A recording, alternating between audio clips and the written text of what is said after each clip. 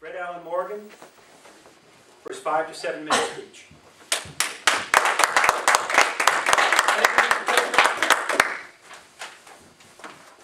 Fellow Toastmasters and honored guests, well, Happy New Year and welcome to our first meeting of 2012.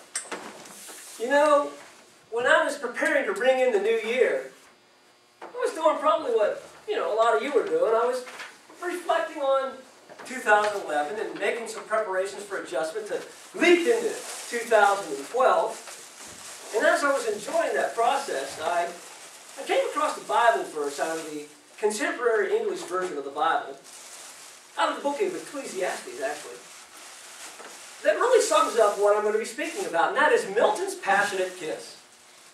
And the Bible verse says this. It says, I know the best thing we can do is enjoy life. I thought, how cool. So let me ask you, are you enjoying life? Every moment of every second of every day? Are you living your life with passion? And better yet, are you pursuing your passion? I hope so, because, quite frankly, we're counting on you. You see, because when you discover your passion, and you pursue it persistently, and you persevere past all the problems, you become a person who makes a positive and powerful impact and contribution to the planet. And I can prove it by telling you Milton's story.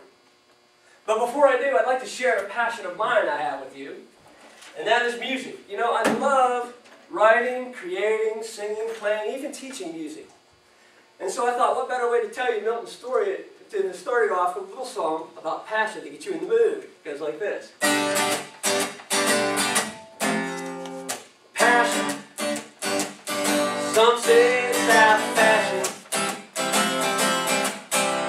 The passion makes everything happen.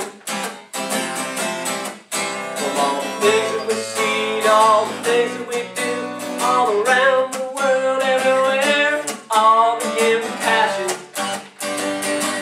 What really moves you down to the marrow in your bones? What would you do all day and you do it all day long? What's that dream sleeping in your heart? Wake it up, and that's when you'll start to live with passion. And that's exactly what Milton did. He spent his whole life pursuing his passion. Now, Milton's story begins way back in the late 1800s in the dusty little town of Lancaster, Pennsylvania.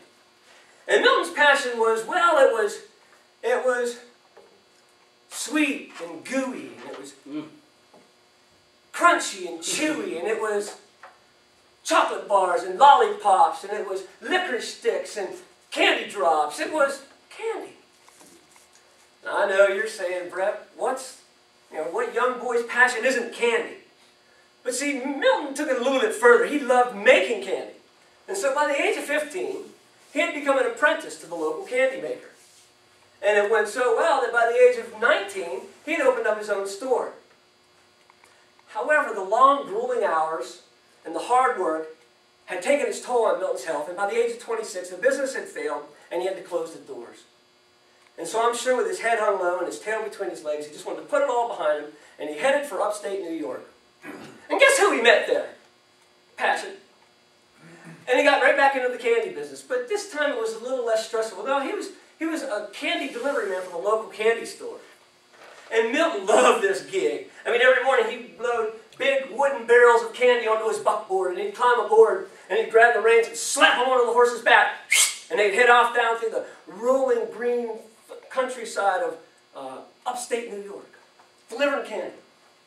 And he was going really well until that fateful day when Milton was bent over handing a red lollipop to the Smith girl, beautiful little blonde-haired, blue-eyed girl.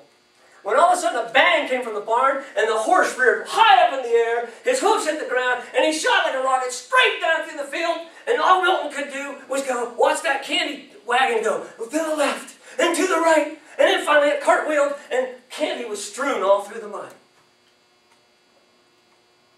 And Milton, boss, was pretty peeved, so he fired him. So with his tail between his legs, and his head hung low, he headed out of town. He went back home because he thought, enough time had passed that the people at home would pretty much not remember the candy deal. So when he got there, guess who he met? Passion. And he got right back into the candy business. But this time it was different. This time he had scrounged up enough money that he rented an old abandoned factory and started making his own candy. He made juicy, chewy caramels. And they were an instant success. People loved them, and he went into profit right away. And all the while, he had been perfecting his own private, personal recipe for milk chocolate. And so there he was at the age of 46, breaking ground for his very first chocolate factory. And he was so successful that in a few years, he had become a millionaire. And not only did he become a millionaire, but he created an entire town out of chocolate. And you know that town. That's Hershey, Pennsylvania. And you know Milton's passion as the Hershey's Kiss. So please open your bags and grab yourself a Hershey Kiss. See, I wonder how many lives have been touched by Hershey products. Christmases, New Year's, birthdays, Valentine's Day. But it goes deeper than that. Do you know that in 1910, Milton built a school from his earnings to put young men through trade school, and he gave them each $100 to go out and start their business. And thousands of men and women have passed through that school. Isn't that incredible? So, the next time you open up a Hershey's Kiss and put it in your mouth, I encourage you to think, what is my passion? And am I kissing it? I hope you are, because we're all patiently waiting for your positive and powerful contribution to the planet. God bless you. Go do great things with your life.